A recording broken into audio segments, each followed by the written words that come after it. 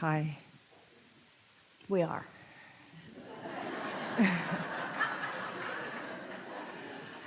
I've been listening to you for many years, but because of the place that I was in, I wasn't able to get it like I'm able to get it now.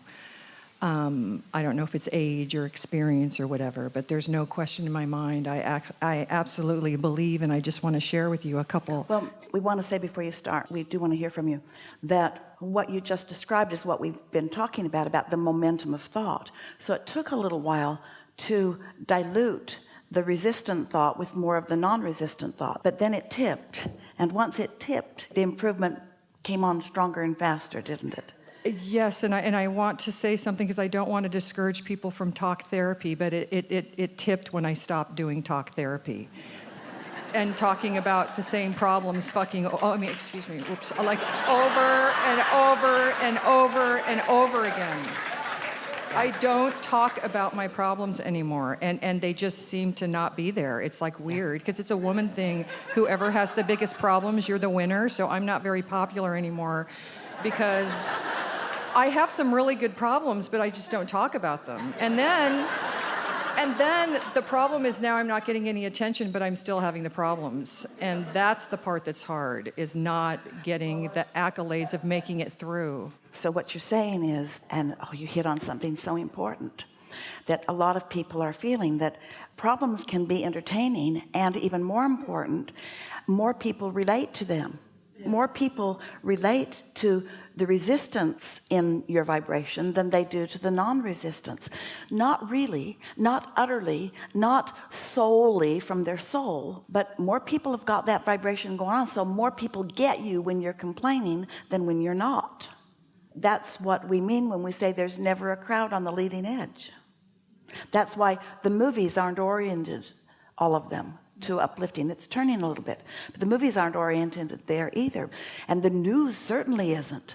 The news wants to appeal to your darkest fears and to keep those fears active so you'll keep coming back and feed them. It's like, it's almost like something that's just, and I experienced it. It was a hunger, and that's where addictions come from, just feeding it. But we want you to be addicted to your inner being. And so when you think about it, when you have lived all of that, and you know all of that, and you've assessed all of that, and it's sitting where it's sitting, and then you just begin applying this powerful new thought that we're presenting here today, that says, I'm looking for the pleasure of a non-resisted thought. When you look for a pleasure of a non-resisted thought, you are reaching for a different audience. In the beginning, it might be just the audience of you and your inner being, but what it turns out to be is that part of every person who wants to feel better. In other words, the crowd will come back to you.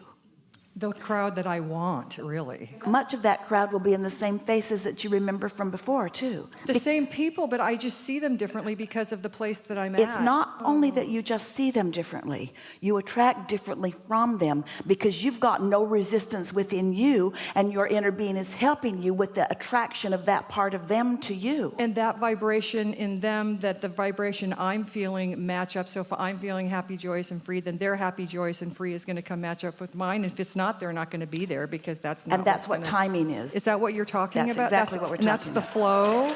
That's exactly what we're talking about.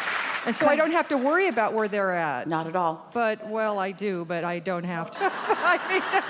Conversely, we were about to explain that. Conversely, if there is something that you're worried about that's active within you, then you'll keep rendezvousing there. But what's happened to Esther just really recently, as we've been refining this and describing it to her, she will be just sort of in a place where she's just pondering, and she'll say, oh, not that movie, because there's someone in her vicinity or even somebody thinking about her, and she's tapping into it because there is vibrational reminiscence within it. So their energies come and titillating her energy? Is that what you're saying? When anybody thinks about you, wow, it can wake that up within you, and the movie can start to play because that influence is to some degree underway.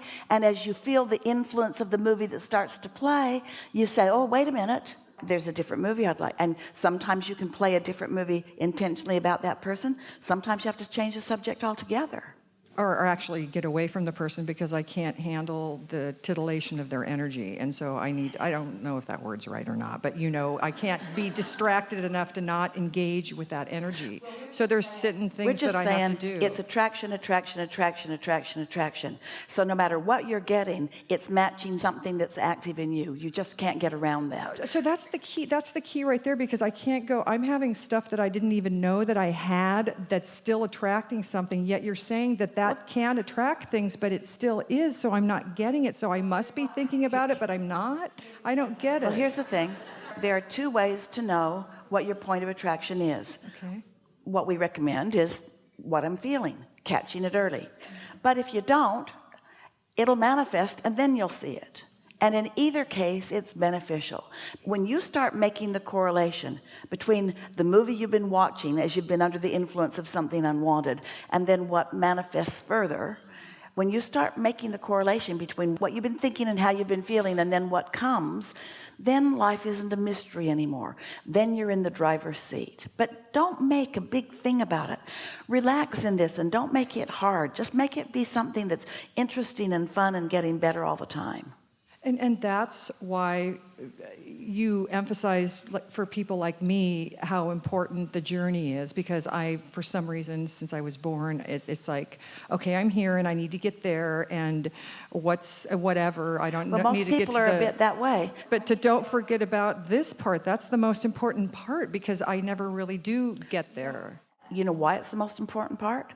Because it's the longest part. The journey is always the longest part. The journey is always the longest part. Think about any journey. Wasn't it longer than the destination? How long did it take you to cook Thanksgiving dinner, and how long did it take you to eat it? The journey is always the longest part. So most people are doing a bit of what you just described. They're looking forward to something, but not all that happy now.